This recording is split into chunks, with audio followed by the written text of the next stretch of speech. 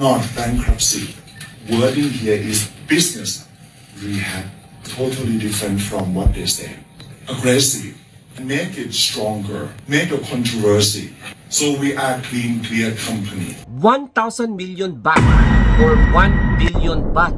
Grabe, ang laki talaga ng worth ng kaso na ito na isinampa ng Total Communications Group Company laban sa kampo ni Ann JKN, yung owner ng Miss Universe. Kaya basahin natin itong pahayag ng kasong ito. So, from TPP, ito yung sinabi, worth 28.3 million US dollars worth na ifa-file against JKN Global Group days after Miss Universe 2023 competition. So in Bangkok, Thailand, Total Communications Group Company invites media for a press conference today, November 24, 2023 at 11 a.m. at Emerald Ratchada Hotel, where they will discuss another legal suit they are planning to file against JKN Global Group, the owner of Miss Universe organization. Last September 25, 2023, worth 3 million or 100 million baht suit was filed by TCG Social Media Group Company Limited at the Criminal Court against JKN Global Media Public Company Limited and Ann Chakrafong Chakraduttatip, Chief Executive Officer, because of false information by saying the Miss Universe organization and JKN Global Group are not associated or involved in Miss Universe cryptocurrency named Miss Universe Coin that was introduced at Philippine Blockchain Week. So yung trial will be set on December 18, 2023. So today, another suit worth 28.3 million or 1 billion baht is to be filed by the TCG Social Media Group Company Limited for damages and embezzlement cases against the same respondent. So grabe, ang laki nito, no? Disclaimer! Hindi po sa akin ang galing ang information, ha? So sinurse out natin from different media pages doon sa Thailand na na-translate lang in English. And syempre naman, please follow my Instagram account kasi nakapag-reach na tayo ng 1,000 followers. Kaya thank you so much. Thank you so much pala sa Thai Sashes kasi sila yung nag-translate nito. And syempre yung other source kay TPP.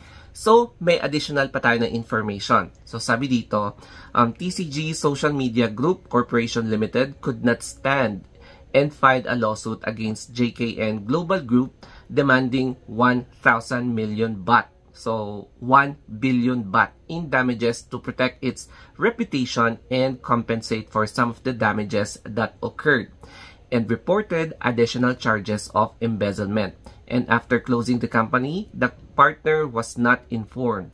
Cast of employees at this time, TCG Social Media Group Company Limited is preparing to collect documents and evidence to file a complaint to demand justice. So let's wait what will be the revelations that will happen in this morning's media conference. Bale, sila nga pala yung nag-file ng lawsuit. May kita nyo dyan sa baba. So, tatlong parts yan.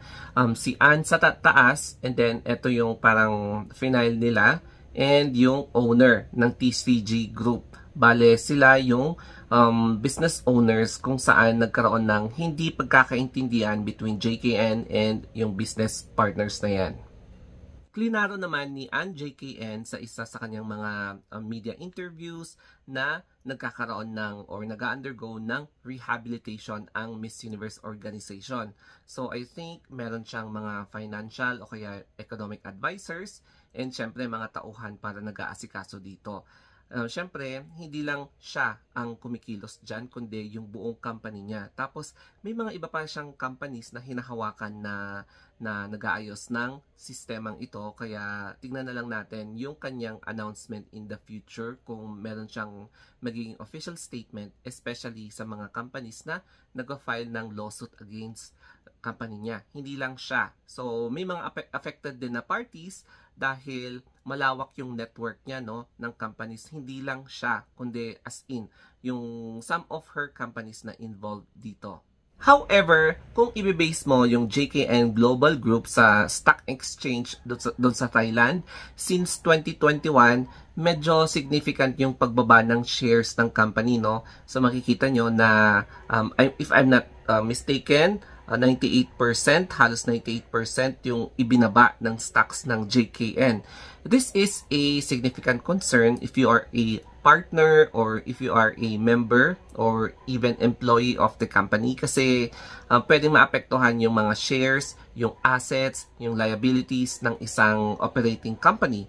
So kapag meron kasi mga slowdown na ganito, it means na nagde-decline, no, yung mga profits, yung mga sales, yung mga current shares mo. So kapag red na consistent yan, maaaring yung mga investors ay mag-pull out ang kanilang shares doon sa stock exchange. Kaya medyo nakakabahala ang ganitong trend na pababa, kasi it means there is a significant decline. So correct me na lang sa aking interpretation dito sa data na to. Alam mo ba na naka-accumulate ang El Salvador ng 177 million worth in US dollars? So napakalaking value niyan. And in any case na same din ang profits na na-accumulate din ng Miss Universe organization, ibig sabihin bawing-bawi ang kanilang mga nagastos, even yung mga pagkalugi, talagang makakabawi sila dito. So since nag-file ng bankruptcy ang Miss Universe organization, siguro yung kita nila dito is pwede talagang ipangtubos doon sa pinag-filean nila, no? I'm not sure kung ano yung how things work about that. Kapag ikaw ang attorney o kaya nasa economic field ka, baka magkakaroon ka ng idea para paano mabawi ang company na finailan mo ng bankruptcy, mga ganyan. So, alam naman siguro ni Ann yung ginagawa niya because matagal na siyang CEO, chairman, head of a certain company. So, alam na alam niya kung paano i-eksena ang sales, finances ng Miss Universe organization. Tapos, merong nagpakilalang isang businessman na gusto daw niyang bilhin or nagkaroon siya ng interest na bilhin ang company. Yan po si Sir David.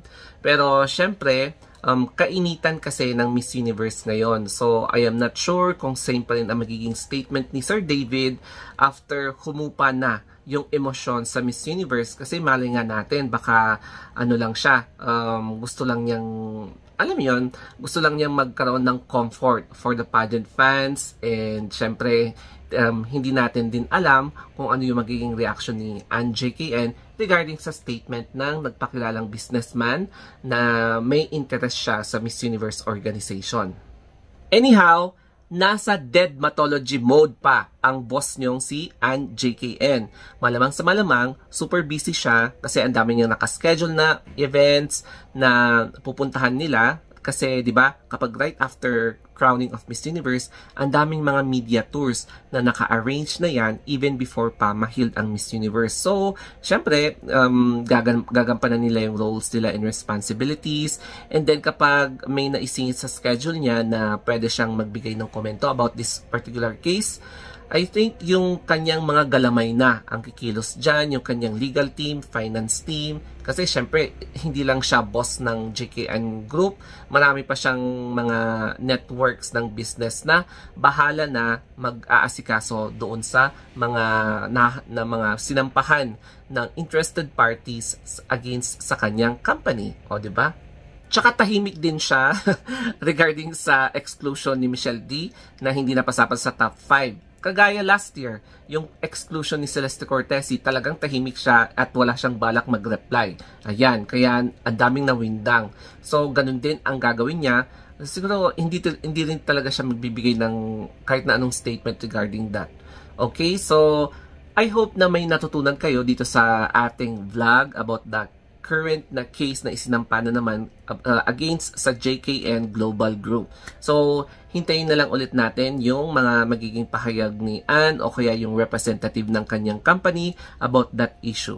Okay, so thank you so much and mag-vlog ulit tayo ng pageant mamaya. Okay, so thank you and have a nice day.